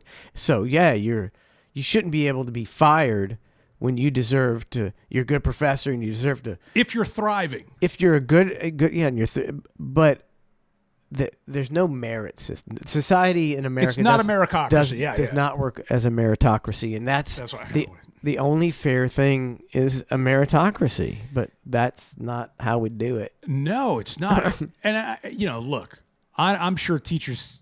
I don't know what they go through. I'm sure it's a lot, right? And professors, I get it, and blah blah. But dude, you have to show up to work, right? Like. You can't just replay an old video from an old class and have a teacher's assistant do all the shit for you, can you? I think you can. I think you can. Berlin, you know, she complained when she was going to, you know, to USF about it was all TAs, you know, what do they call them? Teacher's assistants. Yeah, it's like, you know, and she complained about the language barrier too. It's like you may be speaking English, but if your accent is so thick that people can't understand, they're not going to. And I don't even understand how do you like interview somebody for a professor and and you're like, well, that, and then you go to drop the class. It's like, well, why do you want to drop the class? Well, I can't understand anything my teacher's saying. How do you? It's the antithesis of being a teacher. It's like you need to be understood. It's kind of important. It's like that's why you went into teaching, to relay your thoughts to other people, but you can't. Oh, teachers today, I tell you. Well, I guess go back to the trades. I don't know how trade schools work, but I can't imagine a guy who's teaching plumbing, who's been teaching plumbing for a long time, just go, watch a video. Yeah, watch a video on like how do I know? That's where I feel like trades. That's where the value is, right? Like, the hands-on approach of you can't get around this by watching a video or reading a book. You have to deal with it. You have to like put your hands on. I don't know. Those YouTube videos are pretty handy. They are handy. Donna, she does everything with you. She's like, I'm going to replace that transmission. I'm going to watch a YouTube, and she'll do it. See, Donna could have been. While you're fetching her a beer. Donna could have been exactly. Donna could have been a top line mechanic. She's good at that stuff. I believe it. She does all the stuff. You know, it's very emasculating. I clean the litter boxes though. She doesn't want to clean the cat shit. I'm a good cat shit cleaner. Yeah, there's certain things. Yeah, like I can put stuff away. Like that's my strength. I'll do the dishes. Like you won't see a dirty dish. Like as soon as somebody puts something in the sink, I'm on it, man, because that's my contribution. That's me. That's me. I wash the fuck out of those dishes. Dude, that's my jam. The wife has to deal with the transmission. See, I don't know about you. I don't know if you got anything like this. I'm indispensable. I am indispensable because I take care of the animals. Now I'm out. I'm still dispensable in that regard. So we got the 6 dogs, we got the 3 cats, we got the 2 horses. So I'm doing the litter boxes, you know, and so she feeds the dogs a lot of time, but I feed them a lot of time as well. I feed the cats. I feed the horses. The big thing is I take them out. I have to search the property 3 times a day. all around, make sure there's no critters around here before I let the dogs out. Oh, it's a night. And nobody else is going to do that. Nobody's going to do that. So your job is safe. I got my in. It's true though. I mean, it does take a village, right? But it's that thing of if you weren't here, who would do it? It would fail. The system would fail. But if she wasn't here, everything. The system would fail. Everything would fail. It's like I don't know I don't know a single password. Oh God. I don't know anything. I don't know. I mean, anything that needs done. It's like, I got that $15,000 bill for my rabies shot. Yeah. She called and got it down to zero. If that had happened to this day, you'd be thinking that you owed $15,000. I would owe $15,000 for the rest of my life. Yeah. See, I'm not going to do that. You see, so we each, mine are more like cavemanish, lowbrow tasks, but they need to be done. Here's what we do. You and I together. We do things that nobody notices that they're done, but everybody would notice if they weren't done. Boy, if those litter boxes weren't cleaned, you'd notice it. But it's not a thing where you go, thanks for cleaning the litter box today. These are things that just sort of happen. They take place. Exactly. Time moves on. See, there are times, maybe maybe a day and a half where I didn't get to the dishes. Boy, there's a big stack of fucking dishes here. Yeah. And you're looking at it like, well, is anybody else going to do these dishes? I didn't think so. And the dishwasher will stay cleaned and done for a month. And no one would ever think of emptying that dishwasher. But I will. We sound like such cunts. Hey, it's the two cunts. The two cunts. See, we found our niche. Hey, are you an emasculated man who doesn't know how to do shit? Let's talk pussy. Just us talking about our household chores. Is anybody on Twitch feeling this? Is anybody on YouTube feeling this? Like, is anybody as emasculated as we are? Are we? They're probably just ridiculing us. I was thinking that too. I would imagine the majority of the listeners probably know a lot more about life. See, Skunky Monkey says, okay, let's talk pussy is making sense now. See? There you go. There you go, Skunky. Yeah. See, I mean, I've got value. I have value. I was, the value's diminishing though. We've got diminishing value. There's a diminishing return. They need to sign that deal. Because yeah, we need to have a chat about that deal. Yeah. Yeah, we're depreciating assets. Depreciating. Because for every cat of yours that passes away, or every horse, your value, your book value, your Kelly Blue Book value is going down. Oh, and like my value was never higher. Just a few months ago, when Buttercup, who didn't have any teeth and had to be fed by me 6 times a day, and nobody else was going to do that. And I took great care of Buttercup, but now we had to put her down because she had massive your Kelly Blue Book value went down. It went down, way down. Big Carvana, it wouldn't even look at you right now. Like I've been totaled. It's a total job. Skrider 2002 says, "Damn, I'm late to the show again. How can I get the replay or download?" Well, it's funny you ask. You can get that. Oh, go ahead. No, you start. Oh, I was going to say, you start and I'll finish. You can get it on Spotify, TuneIn, of course, on YouTube. We put them up there as well. Also, clusterfshow.com. It's everywhere. You can, of course, get those. Of course, also, we want you to like and subscribe as it helps us with the YouTube algorithm. Yes, we really, we should really be pimping the like and subscribe. Yes, like and subscribe. I want to get a big trophy when I get like 100,000 YouTube followers. That's what they do? A trophy? They give you a trophy. What does it have on it? Like a trophy? Nah, it just says you got. Yeah, it's like whoop-de-doo. I think it says whoop-de-doo. Who do you get the trophy? It says in its then it says good luck monetizing this shit. I'm so confused. Who gives you a trophy? YouTube. YouTube gives a trophy. Yeah. Is it like a participation trophy? Is it kind of like no? If you get like a bunch of followers. So if you get a bunch of, I'm waiting for my TikTok trophy. I got 600,000 followers. I didn't get a trophy. and get a trophy. TikTok doesn't even know who you are, bro. They don't. And they don't care. It's like, it's like there's like something, it's like there's something there. Like it's in my hands. Like, 60,000 followers, 600,000 likes in a very short time. I don't know. I don't know what to do. I don't fuck it. It's too much. I don't know what to fuck that shit. Maybe we got to take that deal. Maybe. We do. Yeah. I need somebody to just tell me what to do. It's like Deal or No Deal. Here's money. Do this. That's what I need. That's what I need. I was really good at that for a long time. Here's money. Do this. I can do that. Yeah. You pay me, I go. I go hard. I go hard. I know. Me go hard. Give me lots of money. Go hard. I show up, me work, me leave. I mean, I'm not a motivated guy, Matt. Like this, I like this. This is like once a week, 2 hours, 3 hours, a hang. But you pay me to do a job, I'll do it. Well, you're not helping our deal right now. I'll do it. No, I do there's never a time, even when I hate, at the end when I didn't like my job, I still did my job. Still do it, yeah. And people were like, yeah, he brainwashed me. Like, man, you were phoning it in. You can play the shit I did at the end, because I would never phone it in, because I'd be embarrassed to have something played that wasn't good. Are you crazy? I'm going to phone it in. Here's some shit. Play my shit and let everybody know it's shit. Fuck. Yeah, it's still your name on it at the end of the day. My name. I'm not going to ever do that. Yeah.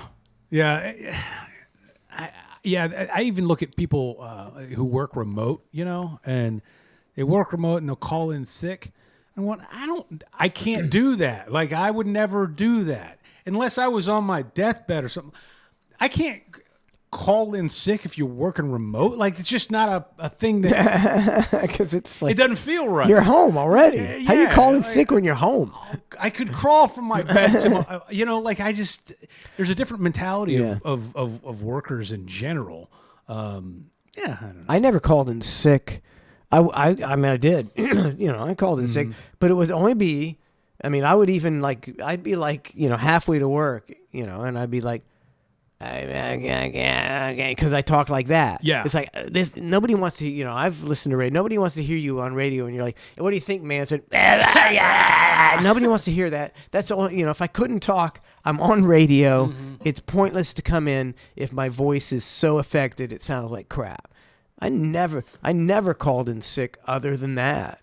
I loved, what I did. Yeah, I think I may have called in sick twice, maybe 3 times over my entire tenure. You were probably deathly sick. Yeah, even if I was at a club till 3 a.m., I would go from the club to the studio. Like, it's just what you have to be there. That's what you gotta do. show up. That's what you do, right? But I remember one time I had flown to. Remember, I did Sally Jesse Raphael. Oh yeah. Oh, what a miserable experience that was. But I had to fly up to, I don't remember if it was in Chicago or New York. I literally don't even remember. But wherever the show was taped, Sally Jesse Raphael, that blonde-headed bimbo with her terrible red lipstick and her shitty red glasses. And how did she make it? I don't know. I have no idea, but it was on the air for a long time. Oh, yeah. Sally Jesse Raphael, everybody knows the fucking name. Yeah, I had to do Sally Jesse Raphael, and then I flew home, and I was really, really sick because mostly the weather change. I wasn't prepared for the weather change. I didn't have coats and sweatshirt, anything. I was an intern. No one ever taught you that if you went up north, you might want to dress warm. It wasn't even that. I just didn't have it. I just didn't have anything. You were an intern on the Bubba Oswald show. Like, I just didn't have anything. And so I got back and I was sick, and I left a message on, I think it was Cowhead's machine of like, hey, I'm not going to be able to make it in tonight, tomorrow. I just got back in. I feel terrible, all that stuff. And I really, really was sick. And what happens? I get fired. I got fired for that.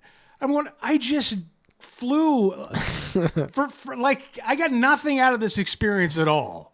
Yeah. Except humiliated and mocked and whatever it was at the time. And I still got fired because I didn't show up, and I'm working for free. Like, fuck you guys.